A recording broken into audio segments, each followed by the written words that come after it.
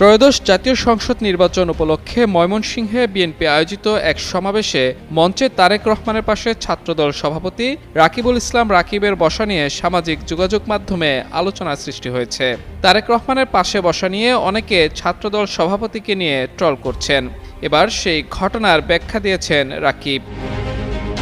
বুধবার নিজের verified Facebook অ্যাকাউন্টে দেয়া এক পোস্টে ওই ঘটনার বিষয়বস্তু উল্লেখ করে ছাত্রদল সভাপতি জানান, মঞ্চে থাকা জ্যেষ্ঠ নেতাদের মধ্যে শুধুমাত্র ছাত্রদলের সভাপতি হিসেবে তাকেই বিএনপি চেয়ারম্যান একান্তভাবে ডেকে পাশে বসার জন্য নির্দেশ দেন। অথচ মূল ভিডিও এড়িয়ে খণ্ডিত অংশ প্রচার করে ভিন্নভাবে ন্যারেটিভ দাঁড় করানো হচ্ছে।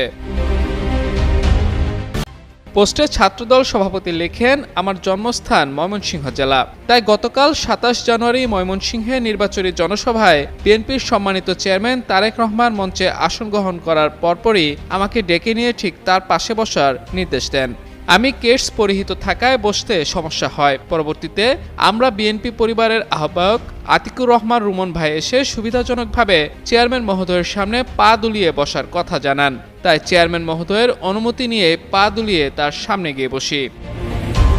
পোস্টে রাকিব জানান, তিনি অনেক বেশি সম্মানিত বোধ করছেন, কারণ স্টেজে বিএনপির যুগ্ম মহাসচিব, সাংগঠনিক সম্পাদক, ৫টি জেলা বিএনপির সভাপতি, ময়মনসিংহ বিভাগের প্রায় ২৪ আসনের সংসদ সদস্য পদপ্রার্থী থাকা সত্ত্বেও বিশেষভাবে শুধুমাত্র ছাত্রদলের সভাপতি হিসেবে তাকে একান্তভাবে ডেকে তারেক রহমানের পাশে বসানোর জন্য।